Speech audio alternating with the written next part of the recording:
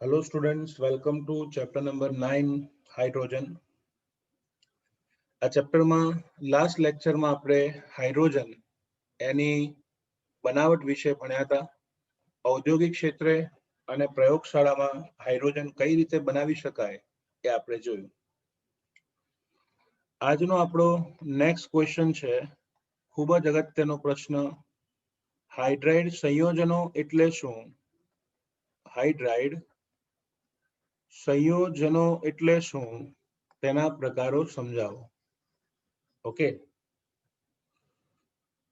What is hydride compounds and explain its type?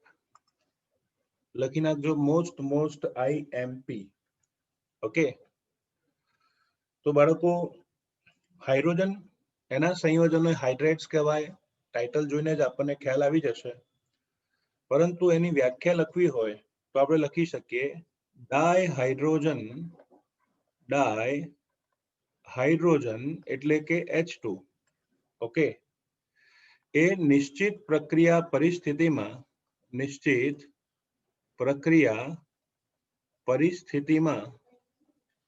Dihydrogen નિશ્ચિત પ્રક્રિયા પરિસ્થિતિમાં ઉમદા તત્વો એટલે કે નિષ્ક્રિય વાયુઓ સિવાયના લગભગ બધા જ તત્વો સાથે જોડાઈને જે દ્વિઅંગી સંયોજન બનાવે છે તેને હાઇડ્રેટ્સ કહેવામાં આવે છે. ફરીથી, ડાયહાઇડ્રોજન એ નિશ્ચિત પ્રક્રિયા પરિસ્થિતિમાં નિષ્ક્રિય વાયુઓ જેવા કે helium, neon, argon, krypton, xenon, radon, આ નિષ્ક્રિય વાયુઓ સિવાયના લગભગ બધા જ તત્વો સાથે જોડાઈને જે સંયોજનો બનાવે છે, જેમ કે EHX અથવા EMHN, તો નિષ્ક્રિય વાયુ સિવાયના બધા જ તત્વો સાથે હાઇડ્રોજન જોડાઈને જે સંયોજનો બને છે તેને હાઇડ્રાઇડ્સ કહેવામાં આવે છે. They are known as hydride.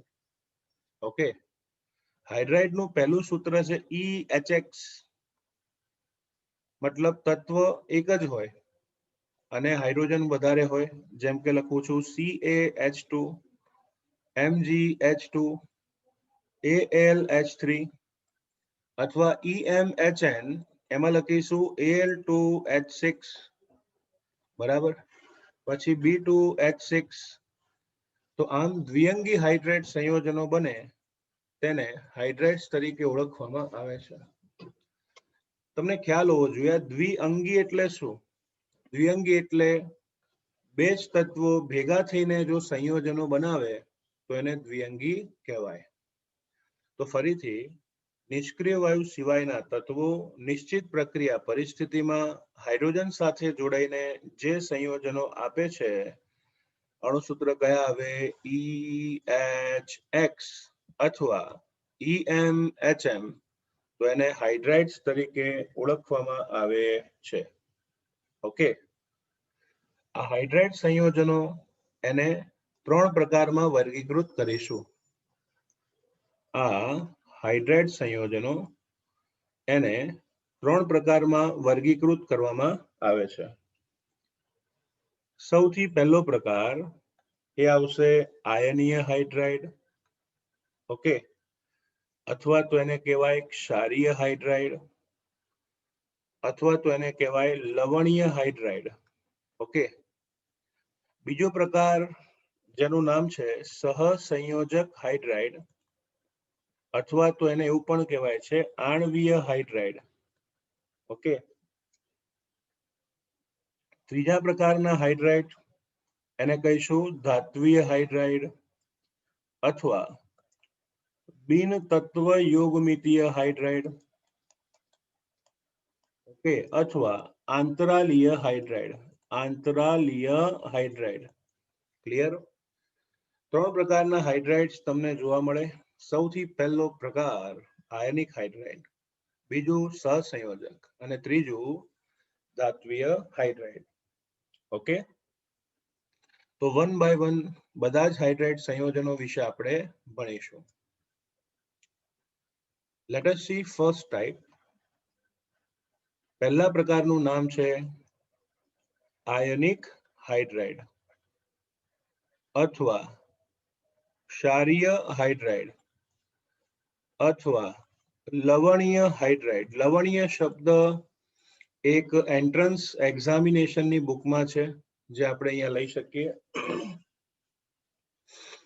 તો બાળકો, મોટા ભાગના બધા જ એસ તત્વો, એટલે કે એસ વિભાગના તત્વો, મોટા ભાગના બધા જ એસ વિભાગના તત્વો ડાયહાઇડ્રોજન સાથે જોડાઈને જે સંયોજનો આપે, બરાબર, તેને આયનિક હાઇડ્રાઇડ કહેવામાં આવે છે.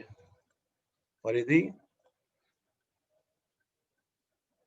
એવું કહેવાય છે કે એસ વિભાગના તત્વ ડાયહાઇડ્રોજન સાથે તત્વ યોગમિતીય રીતે જોડાઈને જે હાઇડ્રાઇડ્સ આપે છે એને આયનિક હાઇડ્રાઇડ તરીકે ઓળખવામાં આવે છે. શું કહેવાય? Ionic hydride.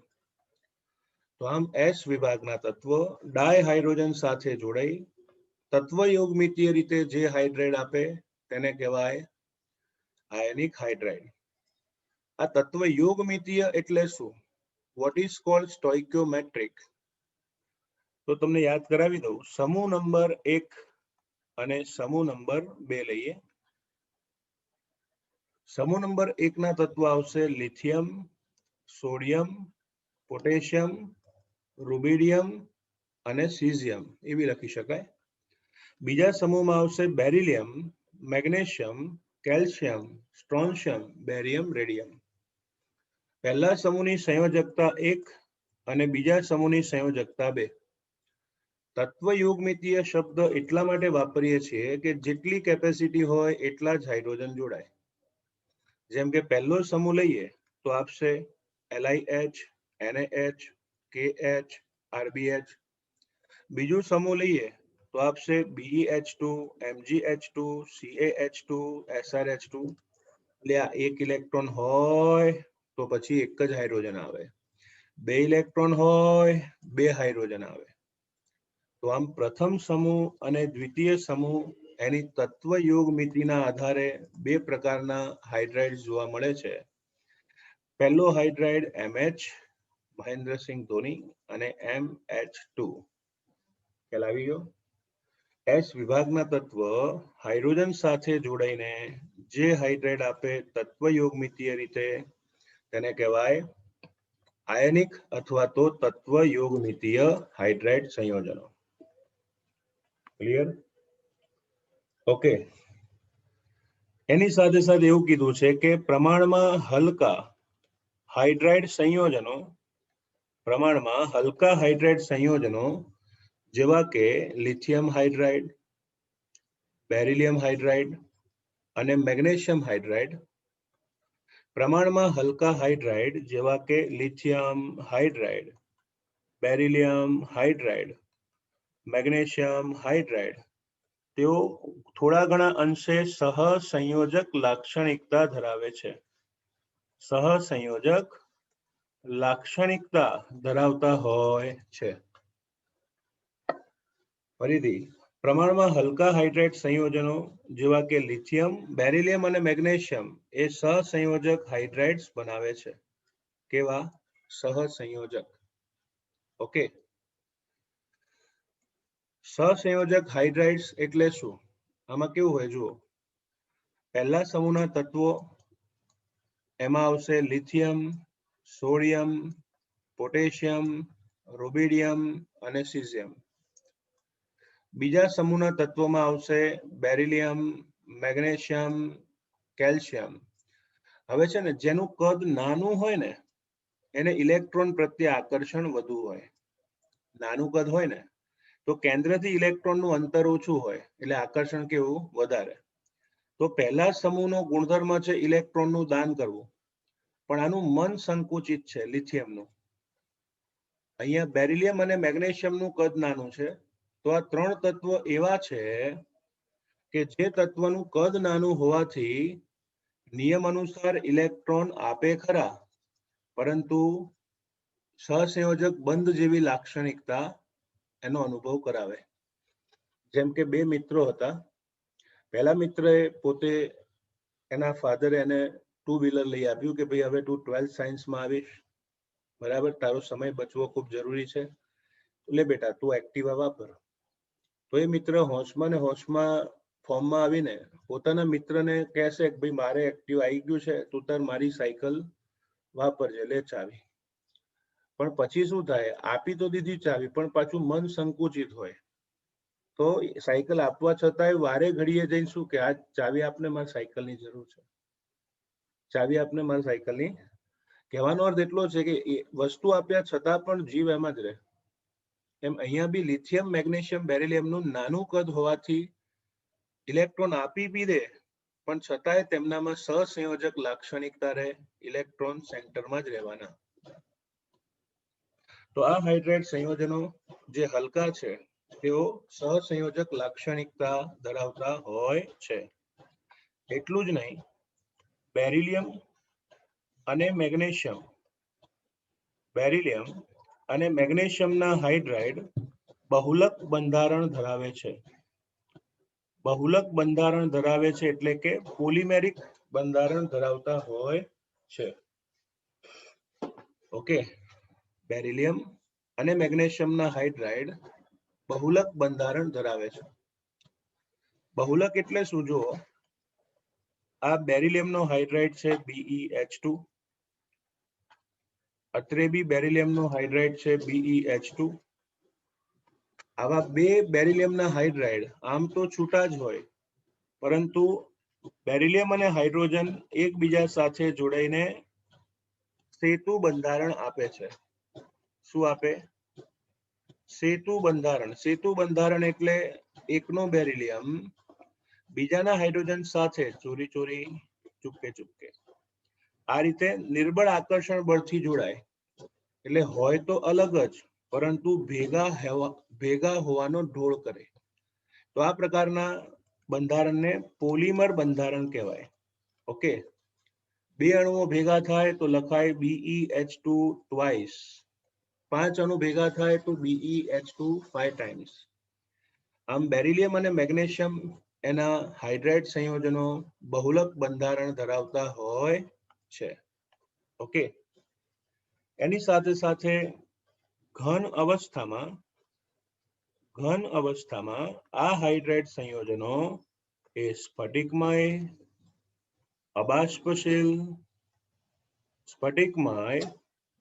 અબાષ્પશીલ અને વિદ્યુતના અવાહક હોય છે. ઘન અવસ્થામાં આ હાઇડ્રાઇડ્સ સ્ફટિકમય, અબાષ્પશીલ અને વિદ્યુતના અવાહક છે. આપણા ઘરમાં મીઠું છે ને, એ મીઠું કેવું હોય? ઘન અવસ્થામાં સ્ફટિકમય હોય. બીજું, એની બાષ્પ બને નહીં અને એમાંથી વિદ્યુતનું વહન પણ થતું નથી. તો આમ ઘન અવસ્થામાં તેઓ સ્ફટિકમય, અબાષ્પશીલ અને વિદ્યુતના અવાહક છે, પરંતુ પીગલિત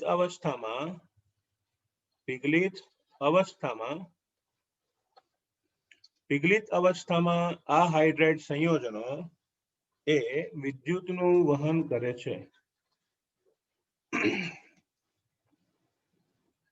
પીગાળવામાં આવે તો વિદ્યુતનું વહન કરે.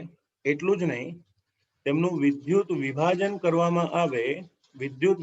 કરવામાં આવે તો એનોડ ઉપર H- નું ઓક્સિડેશન થઈને હાઇડ્રોજન વાયુ પ્રાપ્ત થાય છે. તો ઘન અવસ્થામાં વિદ્યુતના અવાહક છે, પરંતુ પીગલિત અવસ્થામાં વિદ્યુતનું વહન કરે છે અને વિદ્યુત વિભાજન કરો તો એનોડ ઉપર હાઇડ્રોજન વાયુ પ્રાપ્ત થાય છે. કઈ રીતે? જુઓ, કેલ્શિયમ હાઇડ્રાઇડ એનું ઘન સ્વરૂપ લઉં ને તો વિદ્યુતનું અવાહક છે, પણ આ જ કેલ્શિયમ હાઇડ્રાઇડ એનું પીગલિત સ્વરૂપ લઉં તો એનું આયનીકરણ આપે છે Ca2+ પીગલિત વત્તા 2H- પીગલિત. Ca2+ પીગલિત વત્તા 2H માઇનસ પિગલિત. તો કેલ્શિયમ હાઇડ્રાઇડ એનું આયનીકરણ કરતા આ આયનો ઉત્પન્ન થશે. એટલું જ નહીં, ઉત્પન્ન થયેલા એ આ 2H માઇનસ આયનો તમે જોયું ને, પીગાળેલી અવસ્થામાં આયનો આપે છે. ત્યારબાદ નિષ્ક્રિય વિદ્યુત ધ્રુવ લઈને વિદ્યુત વિભાજન કરો તો ગયા લેક્ચરમાં શીખવાડ્યું, એનોડ ઉપર ઋણ આયનનું ઓક્સિડેશન થાય, કેથોડ ઉપર ધન આયનનું રિડક્શન થાય. તો એનોડ એની સરફેસ પર ઋણાયન હાઇડ્રાઇડ એનું ઓક્સિડેશન થઈને ડાયહાઇડ્રોજન વાયુ પ્રાપ્ત થાય છે અને ઇલેક્ટ્રોન દૂર થશે. તો એનોડ પર હાઇડ્રાઇડનું ઓક્સિડેશન થઈ H2 વાયુ ઉત્પન્ન થશે અને ઇલેક્ટ્રોન દૂર થાય છે. ક્લિયર? તો આમ પિગલિત અવસ્થામાં ધાતુના હાઇડ્રાઇડ વિદ્યુત વિભાજન કરી એનોડ ઉપર હાઇડ્રોજન વાયુ ઉત્પન્ન કરે છે. એટલું જ નહીં, આ ક્ષારીય હાઇડ્રાઇડ સંયોજનો પાણી સાથે વાયોલન્ટલી એટલે કે વિસ્ફોટકીય રીતે હાઇડ્રોજન વાયુ ઉત્પન્ન કરે છે. ક્ષારીય હાઇડ્રાઇડ સંયોજનો એ પાણી સાથે વિસ્ફોટકીય રીતે હાઇડ્રોજન વાયુ ઉત્પન્ન કરે છે. ઓકે, ચલો તો શું લખી શકાય અહીંયા? ધારો કે આ સોડિયમનો હાઇડ્રાઇડ છે. આ સોડિયમનો હાઇડ્રાઇડ પાણી સાથે વિસ્ફોટકીય રીતે હાઇડ્રોજન વાયુ મુક્ત કરશે. તો તમે જોઈ શકો છો, આ રાસાયણિક પ્રક્રિયામાં સોડિયમ હાઇડ્રાઇડ પાણીમાં ઉમેરો તો એનું ઓક્સિડેશન થશે અને બને છે NaOH તથા વિસ્ફોટકીય રીતે હાઇડ્રોજન વાયુ મુક્ત થાય છે. તો ક્ષારીય હાઇડ્રાઇડ વિસ્ફોટકીય રીતે પાણી સાથે બેઝ NaOH અને હાઇડ્રોજન વાયુ આપશે. સાથે સાથે એવું પણ જાણવા જેવું છે કે લિથિયમનો હાઇડ્રાઇડ, હમણાં જ કીધું કે આ સહસંયોજક છે. તો લિથિયમનો હાઇડ્રાઇડ સહસંયોજક લાક્ષણિકતાના લીધે સામાન્ય તાપમાને ડાયોક્સિજન, ડાયક્લોરિન એના જેવા પ્રબળ ઓક્સિડેશન કરતા સાથે પણ રાસાયણિક પ્રક્રિયા કરતો નથી. લિથિયમ હાઇડ્રાઇડ સામાન્ય તાપમાને ડાયોક્સિજન કે ડાયક્લોરિન જેવા પ્રબળ ઓક્સિડેશન કરતા સાથે પણ અપ્રતિક્રિયાત્મક છે, પ્રક્રિયા કરતો નથી. પરંતુ આ લિથિયમના હાઇડ્રાઇડનો ઉપયોગ કરીને ઉપયોગી હાઇડ્રાઇડનું સંશ્લેષણ કરી શકાય છે. ઉપયોગી હાઇડ્રાઇડનું સંશ્લેષણ કરી શકાય. તો એનું કંઈ થતું નથી, પણ એનામાંથી જે કંઈ બી બને એ ઉપયોગી હાઇડ્રાઇડ બનાવી શકાય છે. જેમ કે સપોઝ હું Al2Cl6 લઉં છું, એલ્યુમિનિયમ ક્લોરાઇડ, અથવા તો B2H6 લઉં છું, જેને ડાયબોરેન કહેવાય, ડાયબોરેન. તો એલ્યુમિનિયમ ક્લોરાઇડ સાથે લિથિયમ હાઇડ્રાઇડના 8 મોલની પ્રક્રિયા થાય તો બાળકો અહીંયા 6 ક્લોરીન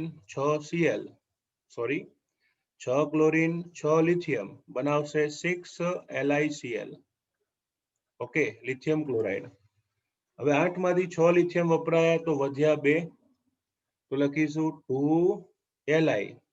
એલ્યુમિનિયમ પણ 2 છે તો Al. હાઇડ્રોજન કેટલા છે? 8 એકા 8, 2 કોમન કાઢો તો H4 આવે. તો એલ્યુમિનિયમ ક્લોરાઇડ સાથે લિથિયમ હાઇડ્રાઇડની પ્રક્રિયાથી આખા ઓર્ગેનિક કેમિસ્ટ્રીનો સૌથી વધુ પ્રબળ રિડક્શન કરતા લિથિયમ એલ્યુમિનિયમ હાઇડ્રાઇડ મળે છે. પ્રબળ રિડક્શન કરતા લિથિયમ એલ્યુમિનિયમ હાઇડ્રાઇડ પ્રાપ્ત થાય છે. એ જ રીતે ડાયબોરેન B2H6 એની સાથે લિથિયમ હાઇડ્રાઇડની રાસાયણિક પ્રક્રિયા થાય તો એમાંથી પણ લિથિયમ બોરોહાઇડ્રાઇડ પ્રાપ્ત થશે. શું પ્રાપ્ત થશે? લિથિયમ બોરોહાઇડ્રાઇડ. ઓકે, તો એ પોતે પ્રબળ ઓક્સિડેશન કરતા સાથે પ્રક્રિયા કરતો નથી, પણ એનો ઉપયોગ કરીને ઉપયોગી હાઇડ્રેટ્સ બનાવી શકાય. આ બંને કાર્બનિક રસાયણ વિજ્ઞાનના અગત્યના રિડક્શન કરતા છે અને LiAlH4 તો સ્ટ્રોંગેસ્ટ રિડ્યુસિંગ એજન્ટ કહેવાય છે. સ્ટ્રોંગેસ્ટ રિડ્યુસિંગ એજન્ટ, બરાબર. તો આ હાઇડ્રાઇડને નામ આપ્યું છે આપણે આયનિક હાઇડ્રાઇડ, ક્ષારીય હાઇડ્રાઇડ અથવા લવણીય હાઇડ્રાઇડ, બરાબર.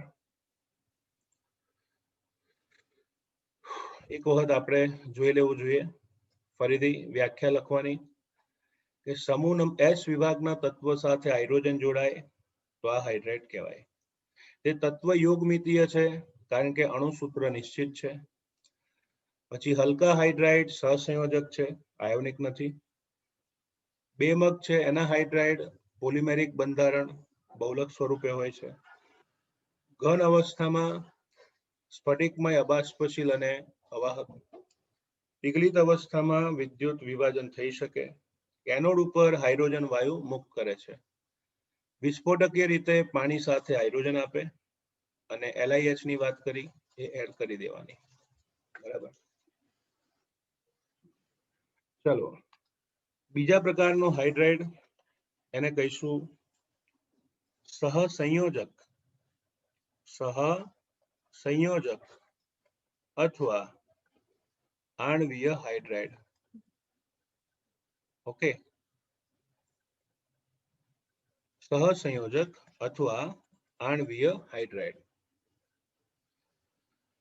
તો ફર્સ્ટ ઓફ ઓલ એની વ્યાખ્યા આપણે સમજીએ તો બાળકો વ્યાખ્યામાં લખી શકાય કે જ્યારે ડાયહાઇડ્રોજન મોટા ભાગના પી વિભાગના તત્વો એની સાથે આણ્વીય સંયોજનો બનાવે છે. પી વિભાગના તત્વો સાથે ડાયહાઇડ્રોજન જે આણ્વીય સંયોજનો બનાવે છે એને આણ્વીય હાઇડ્રાઇડ અથવા સહસંયોજક હાઇડ્રાઇડ કહેવામાં આવે છે. પી વિભાગના તત્વો સાથે, તમને યાદ હશે પી વિભાગ એટલે સમૂહ નંબર 13 થી 18 સુધીના તત્વો, એને પી વિભાગના તત્વો કહેવામાં આવે છે. એમાંય પાછું 18મો સમૂહ તો નિષ્ક્રિય વાયુઓનો છે. તો સમૂહ નંબર 13 થી સમૂહ નંબર 17 સુધીના તત્વો સાથે હાઇડ્રોજન જોડાઈને જે સંયોજનો આપે તેને આણ્વીય કે સહસંયોજક હાઇડ્રાઇડ કહેવામાં આવે છે. એના અમુક ઉદાહરણ તમે ઓલરેડી જાણો છો, જેમ કે કાર્બન સાથે મિથેન, નાઇટ્રોજન સાથે એમોનિયા, ઓક્સિજન સાથે પાણી, ક્લોરીન સાથે HF. તો આમ પી વિભાગના તત્વો સાથે ડાયહાઇડ્રોજન જોડાઈને જે સંયોજનો આપે એને આણ્વીય અથવા તો સહસંયોજક હાઇડ્રાઇડ તરીકે ઓળખવામાં આવે છે. જનરલી તમને ખબર હોવી જોઈએ કે મોટાભાગે ધાતુ સાથેના હાઇડ્રોજનના સંયોજનોને હાઇડ્રાઇડ્સ કહી શકાય, પરંતુ કન્વીનિયન્સી માટે એટલે કે અનુકૂળતા માટે અહીંયા અધાતુ સાથેના હાઇડ્રોજન સંયોજનોને હાઇડ્રાઇડ નામ આપવામાં આવ્યું છે. કન્સેપ્ચ્યુઅલી જોઈએ ને તો પછી ધાતુ સાથેના હાઇડ્રોજનના સંયોજનને જ હાઇડ્રાઇડ કહેવાય, પરંતુ માત્ર અનુકૂળતા ખાતર અધાતુ સાથેના સંયોજનોને હાઇડ્રાઇડ નામ આપવામાં આવે છે. ઓકે, બીજું સહસંયોજક હોવાના કારણે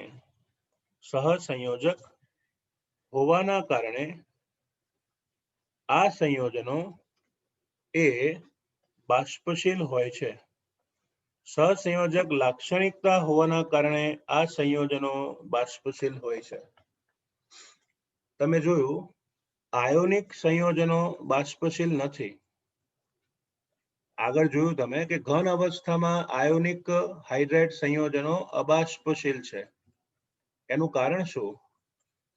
એનું કારણ એ છે કે આયનિક હાઇડ્રાઇડ લઈએ જેમ કે Na+, H-, Na+, H-, ionic ઘન સંયોજનના હાઇડ્રાઇડ એમાં આયનિક બંધ હોય છે. આયનિક બંધ હોવાથી પ્રત્યેક ઋણાયન પડોશી ધનાયનથી ઘેરાયેલો હોય છે અને પ્રત્યેક ધનાયન પડોશી ઋણાયનથી ઘેરાયેલો છે અને કુલંબિક આકર્ષણ બળ પ્રબળ છે.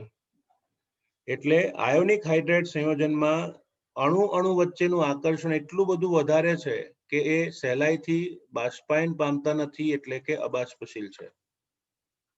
જ્યારે સહસંયોજક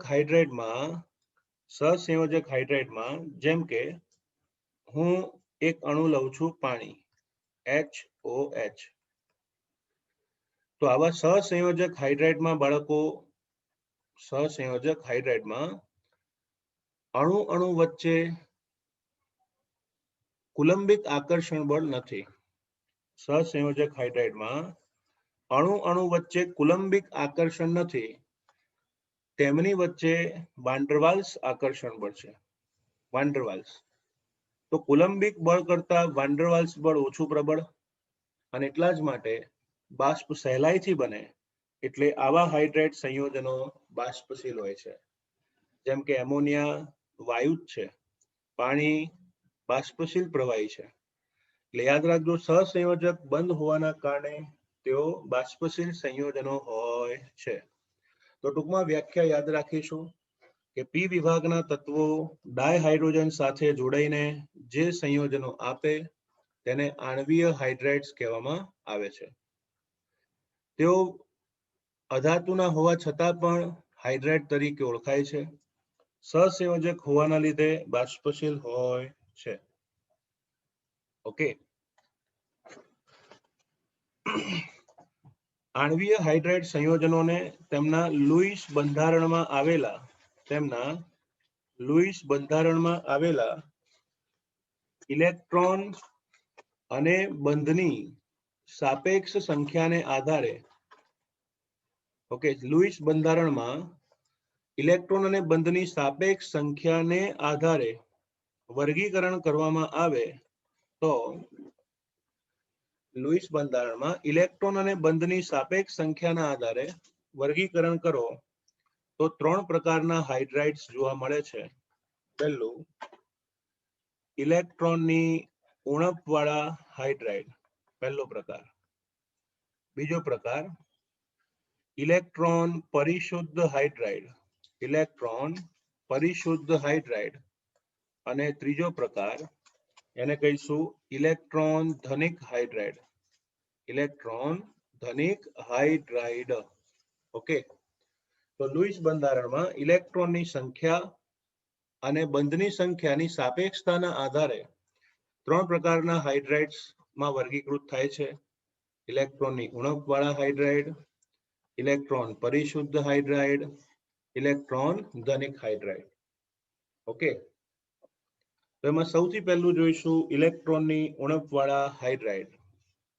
બાળકો, જ્યારે સમૂહ નંબર 13 ના તત્વો હાઇડ્રોજન સાથે જોડાય તો તેઓ ઇલેક્ટ્રોનની ઉણપવાળા હાઇડ્રાઇડ્સ બનાવે છે.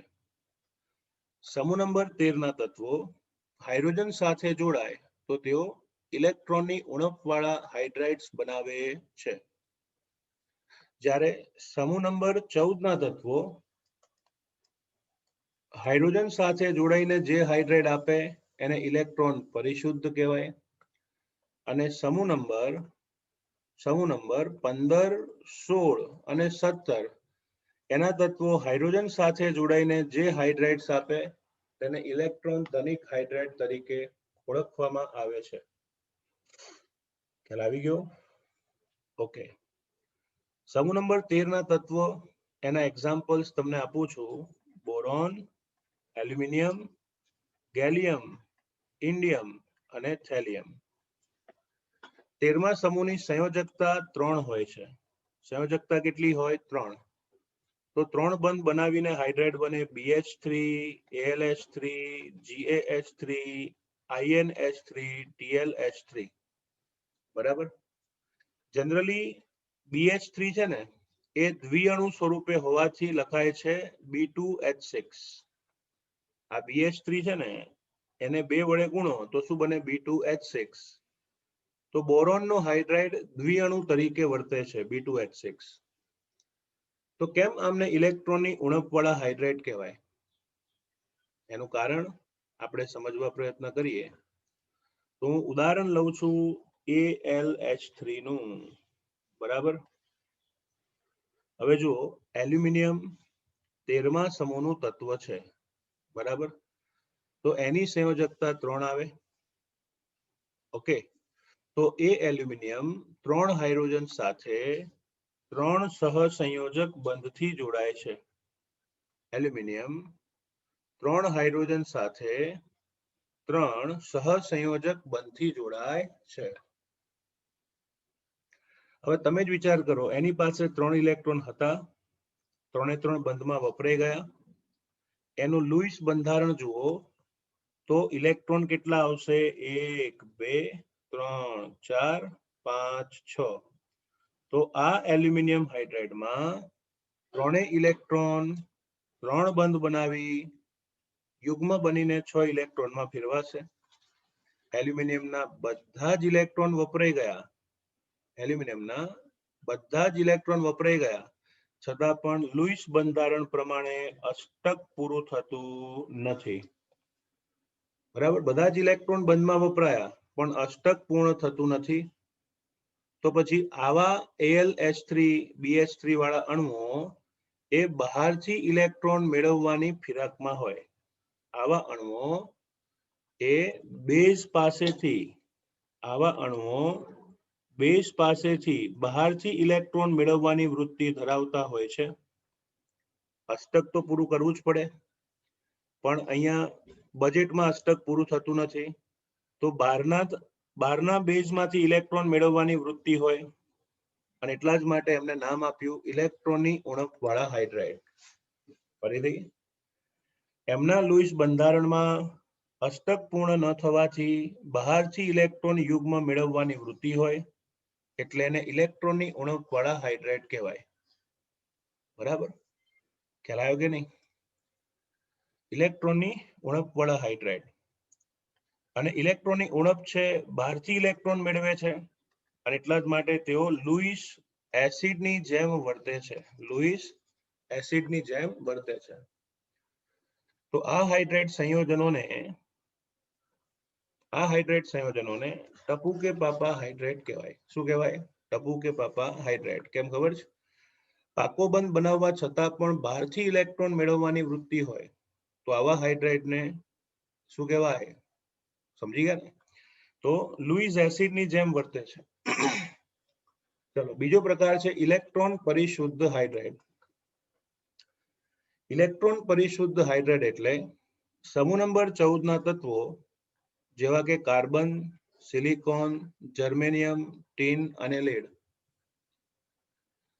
સમૂહ નંબર 14 ના તત્વો હાઇડ્રોજન સાથે જોડાઈને જે સંયોજનો આપે તેમને ઇલેક્ટ્રોન પરિશુદ્ધ હાઇડ્રાઇડ કહેવામાં આવે છે. શું કહેવાય? ઇલેક્ટ્રોન પરિશુદ્ધ હાઇડ્રાઇડ. આવા હાઇડ્રાઇડના લુઈસ બંધારણમાં અષ્ટક રચના પૂર્ણ હોય છે. તેમના લુઈસ બંધારણમાં અષ્ટક પૂરું જ હોય. જેમ કે જુઓ, મિથેન, એનો મધ્યસ્થ પરમાણુ કાર્બન. હવે સમૂહ નંબર 14માં સંયોજકતા કેટલી હોય? 4. તો કાર્બન 1 2 3 અને 4.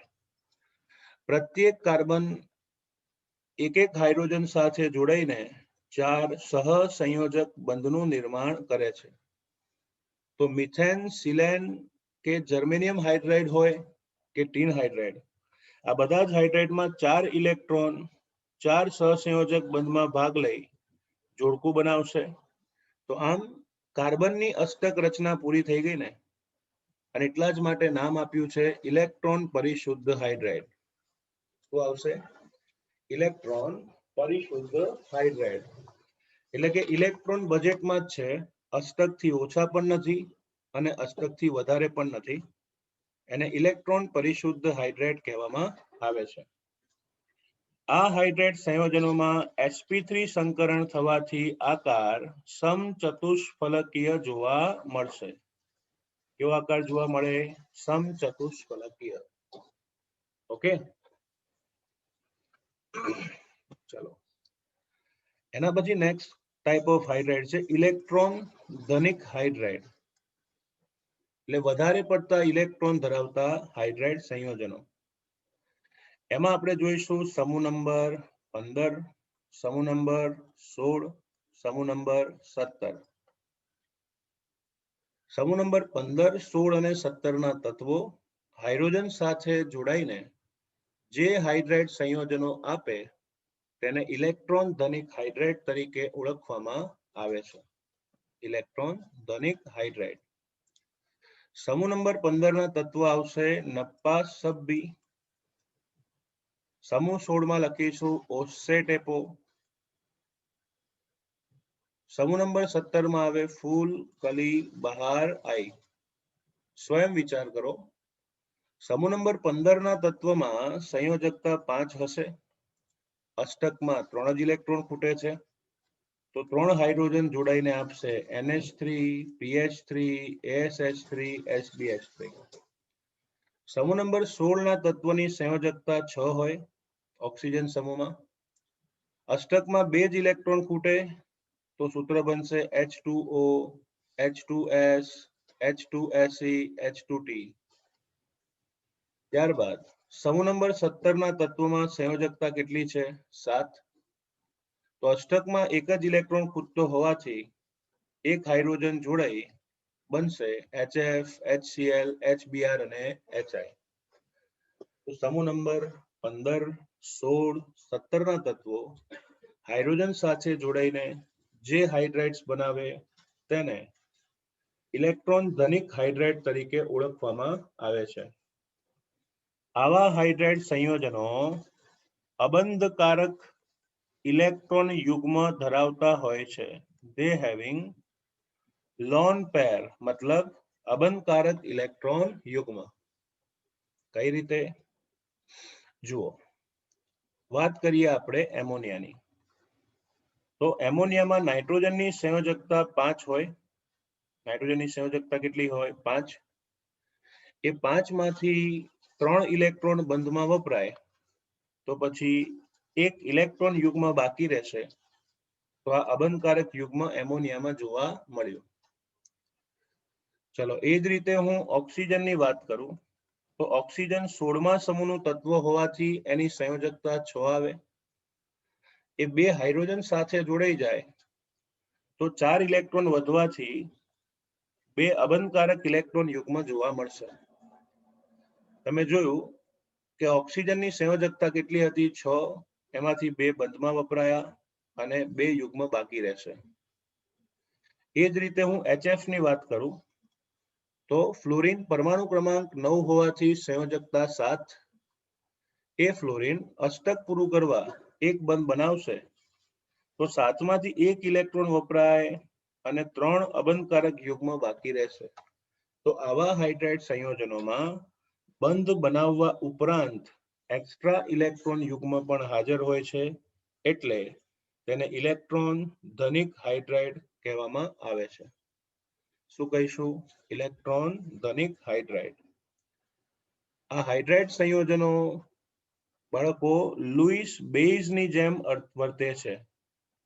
એમની પાસે એક્સ્ટ્રા ઇલેક્ટ્રોન યુગ્મ હોવાથી તેઓ ઇલેક્ટ્રોન યુગ્મ દાતા એટલે કે લુઈસ બેઝની જેમ વર્તે છે. ક્લિયર? લુઈસે કીધું હતું ને, ઇલેક્ટ્રોન યુગ્મ સ્વીકારે તે એસિડ અને આપે તે બેઝ. એટલું જ નહીં, જ્યારે હાઇડ્રોજન વધુ વિદ્યુત ઋણ તત્વો જેવા કે ફ્લોરિન, ઓક્સિજન અને નાઇટ્રોજન સાથે જોડાય, જ્યારે હાઇડ્રોજન ફોન સાથે, ફોન એટલે કે ફ્લોરિન, ઓક્સિજન, નાઇટ્રોજન જેવા વધુ વિદ્યુત ઋણ તત્વો સાથે જોડાઈને સંયોજનો આપે, વધુ વિદ્યુત ઋણ તત્વો સાથે જોડાઈને સંયોજનો આપે, ત્યારે તેમના અણુ વચ્ચે આંતર આણવીય હાઇડ્રોજન બંધ જોવા મળે છે. આંતર આણવીય હાઇડ્રોજન બંધ જોવા મળશે. ક્લિયર? કઈ રીતે? તો તમે ઓલરેડી ચેપ્ટર 4 માં ભણી ગયા છો. અહીંયા હું લખું છું HF, બરાબર? ઘન કે પ્રવાહી અવસ્થામાં આ HF, એમાં ફ્લોરિન પાસે 3 અબંધકારક ઇલેક્ટ્રોન યુગ્મો છે.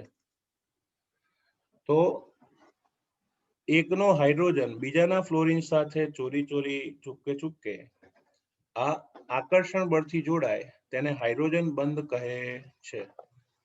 તો જ્યારે હાઇડ્રોજન વધુ વિદ્યુતઋણ તત્વ સાથે જોડાઈ સંયોજનો બનાવતો હોય તો અણુ વચ્ચે હાઇડ્રોજન બંધ બને છે, જેથી અણુઓનું સુયોજન થાય છે. અણુઓનું શું થાય? સુયોજન એટલે અણુઓ ભેગા રહેવા પ્રયત્ન કરે. તો ખૂબ જ સરળ થિયરી છે. જ્યારે પી વિભાગના તત્વો હાઇડ્રોજન સાથે જોડાઈને જે સંયોજનો આપે તેને આણ્વીય અથવા તો સહસંયોજક હાઇડ્રેટ કહેવામાં આવે છે. 13મા સમૂહના તત્વનું જોડાણ થાય તો બોલો ઇલેક્ટ્રોન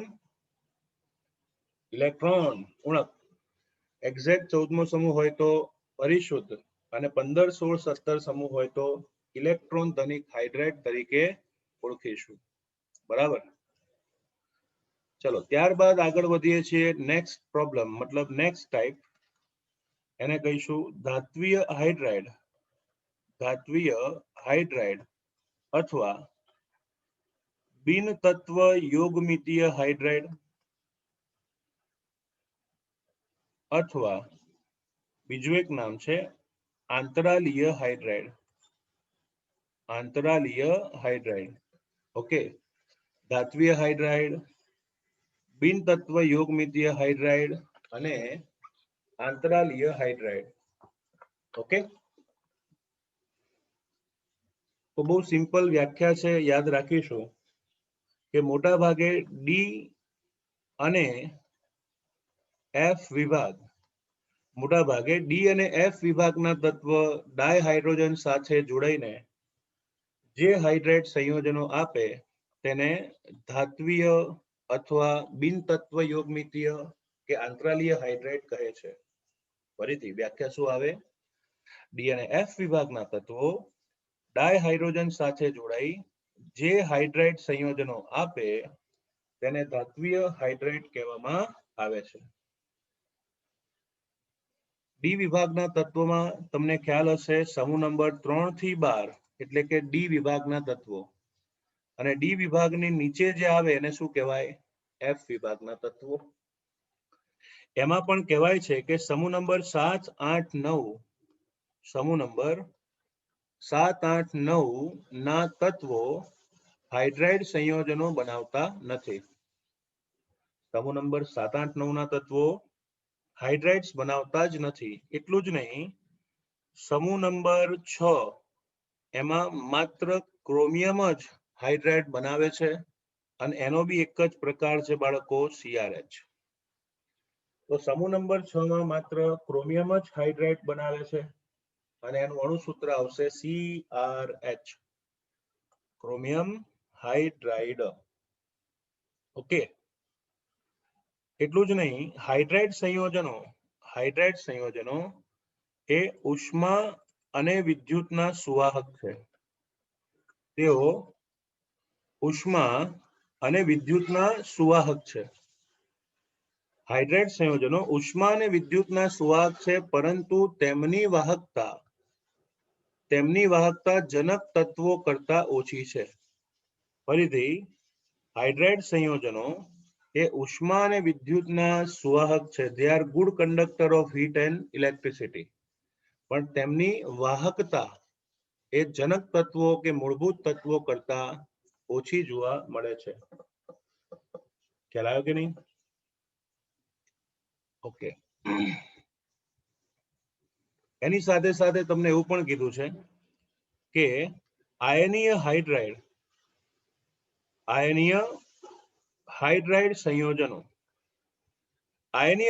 સંયોજનો એને તત્વ યોગમિતીય કહેતા હતા. તત્વ યોગમિતીય કેમ? કારણ કે તેમના અણુસૂત્ર ફિક્સ હતા. પહેલો સમૂહ હોય તો MH, બીજો સમૂહ હોય તો MH2. તો આયનીય હાઇડ્રાઇડ એમાં તત્વ યોગમિતિ ફિક્સ હતી. ઓકે, પરંતુ આ જે ધાત્વિય હાઇડ્રાઇડ સંયોજનો એમાં આયનિક હાઇડ્રાઇડની જેમ તત્વ યોગમિતિ નિશ્ચિત નથી. અણુસૂત્રો નિશ્ચિત હોતા નથી એટલે તેને બિન તત્વ યોગમિતીય હાઇડ્રેટ કહે છે. બિન તત્વ યોગમિતીય હાઇડ્રેટ કહે છે. તો આયનિક હાઇડ્રેટની જેમ ધાત્વીય હાઇડ્રેટના અણુસૂત્રો નિશ્ચિત ન હોવાથી તેને બિન તત્વ યોગમિતીય હાઇડ્રેટ કહે છે. ઓકે, પહેલા આ બિન તત્વ યોગમિતીય હાઇડ્રેટ કેમ? ઓકે, એનું કારણ હું તમને ઉદાહરણ સાથે સમજાવું છું. જો ધારો કે આ કોઈ સંક્રાંતિ ધાતુ એની સ્ફટિક જાળી રચના છે. ધારો કે કોઈ આ સંક્રાંતિ ધાતુની સ્ફટિક જાળી રચના છે. બરાબર, આ સંક્રાંતિ ધાતુના પરમાણુઓ છે M4 મેટલ. ક્લિયર? હવે આ સંક્રાંતિ ધાતુની સ્ફટિક રચનામાં પરમાણુ વચ્ચેના આંતરાલીય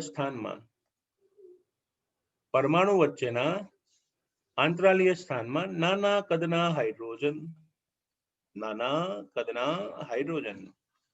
ધાતુની સ્ફટિક જાળી રચનામાં આંતરાલીય સ્થાનમાં નાના કદના હાઇડ્રોજનના પરમાણુ ગોઠવાયેલા હોય. નાના કદના હાઇડ્રોજનના પરમાણુ ગોઠવાયેલા હોય છે. બીજું કે આ પ્રકારના બંધારણમાં ધાતુ અને હાઇડ્રોજન એની વચ્ચે કોઈ પણ પ્રકારનો રાસાયણિક બંધ હોતો નથી. તમને જાણીને આશ્ચર્ય થશે કે સંક્રાંતિ ધાતુ હોય કે ડી અને એફ વિભાગની ધાતુની સ્ફટિક રચનામાં આંતરાલીય સ્થાનમાં નાના કદના હાઇડ્રોજન ગોઠવાઈ જાય પણ તેમની વચ્ચે કોઈ રાસાયણિક બંધ જ નથી. માત્ર વાન્ડરવાલ્સ બંધના કારણે અણુ અંદર ગોઠવાયેલા છે. જો રાસાયણિક બંધ હોય તો અણુસૂત્ર નિશ્ચિત થાય ને. સમજાવું, ચલો. નાઇટ્રોજન અને હાઇડ્રોજન વચ્ચે રાસાયણિક બંધ છે તો એમોનિયાનું અણુસૂત્ર નિશ્ચિત છે NH3. નાઇટ્રોજન અને હાઇડ્રોજન સહસંયોજક બંધથી જોડાય છે તો એનું અણુસૂત્ર નિશ્ચિત થયું NH3. પણ અહીંયા રાસાયણિક બંધ જ નથી તો અણુસૂત્ર નિશ્ચિત હોય ના હોય. નાનું છિદ્ર તો ઓછા હાઇડ્રોજન, જો કદ મોટું હોય છિદ્રનું તો વધુ હાઇડ્રોજન આવે. તો છિદ્રના આધારે હાઇડ્રોજનની સંખ્યા નક્કી થાય અને એટલા જ માટે એનું પ્રમાણ નિશ્ચિત ન હોવાથી તેને બિન તત્વ યોગમિતીય હાઇડ્રેટ કહે છે. તો નામ કેમ બિન તત્વ યોગમિતીય આપ્યું? કારણ કે સંખ્યા નિશ્ચિત નથી. એને JEE માં બિન પ્રમાણ હાઇડ્રેટ કહે છે. બિન પ્રમાણ હાઇડ્રેટ, જેનું પ્રમાણ નિશ્ચિત ન હોય એને શું નામ અપાય? બિન પ્રમાણ હાઇડ્રેટ. તો આ હાઇડ્રેટ સંયોજનોમાં નથી આયોનિક બંધ, નથી સહસંયોજક બંધ, એટલે પ્રમાણ નિશ્ચિત નથી. તેને બિન તત્વ યોગમિતીય હાઇડ્રેટ કહેવાય. એના ઉદાહરણ તમને જે ટેક્સ્ટમાં આપ્યા છે એ બી લખી શકો, એના સિવાયના બી કોઈ લખી શકો. જેમ કે લેન્થેનમ હાઇડ્રેટ, તો અહીંયા હું 2.87 લખું છું. કોઈ બોલે સર એવું નહીં બીજું કંઈક લખો, તો 1.7 લખો તો બી ચાલે. ત્યારબાદ ઇટરબિયમમાં હાઇડ્રોજન આવશે 2.55. ઓકે, પછી ટિટેનિયમમાં હાઇડ્રોજન આવશે 1.5 થી 1.8. ઝિર્કોનિયમમાં હાઇડ્રોજન આવશે 1.3 થી 1.75. તમે લખવું એ લખી શકો. ધારો કે મારે પેલેડિયમ લેવું છે તો પેલેડિયમ હાઇડ્રોજન બુકમાં તમને 0.6 થી 0.8 આપ્યું છે, મારે 2.8 થી 3.4 લખવું હોય તો પણ ચાલે. તો આ તત્વના હાઇડ્રેટના અણુસૂત્રો નિશ્ચિત ન હોવાથી તેમને બિન તત્વ યોગમિતીય હાઇડ્રેટ કહે છે. એટલું જ નહીં, આ હાઇડ્રેટ સંયોજનોમાં ધાતુની સ્ફટિક લેટીસના આંતરાલીય સ્થાનમાં હાઇડ્રોજન ગોઠવાયેલા હોવાથી તેને આંતરાલીય હાઇડ્રેટ કહેવામાં આવે છે. આંતરાલીય હાઇડ્રેટ કહેવામાં આવે છે. Okay, so they are known as interstitial hydride. સમજી ગયા કે નહીં? તો તમને ખ્યાલ આવવો જોઈએ એને બિન તત્વ યોગમિતીય કેમ કહેવાય અને આંતરાલીય પણ કેમ કહેવામાં આવે છે. ક્લિયર? ઓકે, આગળ વધીએ.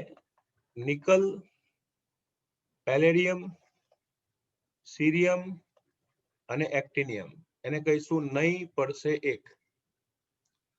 નિકલ, પેલેડિયમ, સીરિયમ અને એક્ટિનિયમ આ તત્વો સિવાયના જેટલા બી હાઇડ્રાઇડ સંયોજનો છે, જેટલા બી હાઇડ્રાઇડ સંયોજનો છે, એ હાઇડ્રાઇડ સંયોજનોની સ્ફટિક રચના એના મૂળ જનક તત્વ અથવા તો જનક ધાતુ કરતા જુદી છે. નિકલ, પેલેડિયમ, સીરિયમ અને એક્ટિનિયમ નહીં પડશે એક. આ ચાર ધાતુઓ સિવાયના કોઈ બી ધાતુના હાઇડ્રાઇડ જનક ધાતુની સ્ફટિક રચના સાથે મેચ થતા નથી. અર્થાત ક્રોમિયમ અને ક્રોમિયમના હાઇડ્રાઇડની વાત કરીએ તો બેવની સ્ફટિક રચના જુદી છે. બેવની સ્ફટિક રચના કેવી છે? જુદી. ઓકે, એની સાથે સાથે સંક્રાંતિ ધાતુઓ જેવી કે પડી પત્ની એટલે કે પેલેડિયમ, પ્લેટિનમ કે નિકલ, એના જેવી સંક્રાંતિ ધાતુઓ છિદ્રિષ્ટ હોય છે. તેઓ હાઇડ્રોજનનું અધિશોષણ કરે છે. પોતાના છિદ્રોમાં હાઇડ્રોજન શોષી લે અને એના જ કારણે ઓર્ગેનિક કેમિસ્ટ્રીમાં ઉદ્દીપકીય હાઇડ્રોજનીકરણ અથવા તો રિડક્શન કરવા માટે આવી ધાતુઓ ઉપયોગમાં લેવાય છે. સંક્રાંતિ ધાતુઓ જેવી કે પેલેડિયમ, પ્લેટિનમ અને નિકલ હાઇડ્રોજનનું અધિશોષણ કરતી હોવાથી તેનો ઉપયોગ ઉદ્દીપકીય હાઇડ્રોજનીકરણ કે રિડક્શનમાં કરી શકાય. ક્લિયર? એટલું જ નહીં, ભારે ધાતુઓ જેવી કે પેલેડિયમ અને પ્લેટિનમ આવી ભારે ધાતુઓના છિદ્રો મોટા છે, એટલે કે એની સ્ફટિક રચનામાં છિદ્રો મોટા હોય. એ છિદ્રોમાં હાઇડ્રોજન વાયુ ભરીને સંગ્રહ કરવામાં આવે છે. ફરીથી, પેલેડિયમ, પ્લેટિનમ જેવી ભારે ધાતુઓ એમનામાં છિદ્રો મોટા છે. એના કારણે હાઇડ્રોજનનું અધિશોષણ કરીને આ ધાતુઓ હાઇડ્રોજનના સંગ્રહ માધ્યમ તરીકે ઉપયોગમાં લેવામાં આવે છે. સંગ્રહ માધ્યમ. ઓકે, અને એટલા જ માટે હાઇડ્રોજનના સંગ્રહમાં અને ઉર્જાના સ્ત્રોત તરીકે એનો ઉપયોગ કરવામાં આવે છે. હાઇડ્રોજનના સંગ્રહમાં અને ઉર્જાના સ્ત્રોત તરીકે પેલેડિયમ, પ્લેટિનમનો ઉપયોગ કરવામાં આવે છે. ક્લિયર? તો આ હાઇડ્રાઇડ્સ ને કહીશું આપણે ધાત્વિય અથવા તો બિન તત્વ યોગમિતીય અથવા તો બિન પ્રમાણ અથવા તો બીજું એક નામ આપ્યું હતું બિન તત્વ યોગમિતીય હાઇડ્રાઇડ, આંતરાલીય હાઇડ્રાઇડ. ઓકે, તો એક વખત આપણે કન્સેપ્ટ સમજી લઈએ ફરી એકવાર. બરાબર? શું લખીશું? ડી અને એફ વિભાગના તત્વો ડાયહાઇડ્રોજન સાથે પ્રક્રિયા કરીને જે હાઇડ્રાઇડ્સ આપે છે તેમને બિન તત્વ યોગમિતીય અથવા તો આંતરાલીય કે ધાત્વિય હાઇડ્રાઇડ કહે છે. સમૂહ નંબર 7, 8, 9 નો હાઇડ્રાઇડ. સમૂહ 6 માં માત્ર ક્રોમિયમ. તેઓ ઉષ્મા વિદ્યુતના સુવાહક છે પણ વાહકતા જનક તત્વો કરતા ઓછી છે. આયનિક હાઇડ્રાઇડ તત્વ યોગમિતીય છે, જ્યારે ધાત્વિય બિન તત્વ યોગમિતીય. કારણ કે કોઈ રાસાયણિક બંધ જ નથી તો પ્રમાણ નિશ્ચિત ક્યાંથી હોય? અને એટલા જ માટે બિન પ્રમાણ સંયોજનો કહે છે. ધાતુની સ્ફટિક લેટીઝના આંતરાલીય સ્થાનમાં આ પરમાણુઓ ગોઠવાયેલા હોવાથી તેને આંતરાલીય હાઇડ્રાઇડ તરીકે પણ ઓળખવામાં આવે છે. ત્યારબાદ 3 ઉદાહરણ આપી દો. બરાબર? નહીં પડશે એક સિવાયના હાઇડ્રાઇડના સ્ફટિક બંધારણ જનક ધાતુ કરતા જુદા છે. હાઇડ્રોજન ઉદ્દીપકીય હાઇડ્રોજનીકરણ કે રિડક્શન માટે પડી પત્ની. અને હાઇડ્રોજનનું સંગ્રહ અને ઉર્જા સ્ત્રોત તરીકે પેલેડિયમ અને પ્લેટિનમ. ઓકે,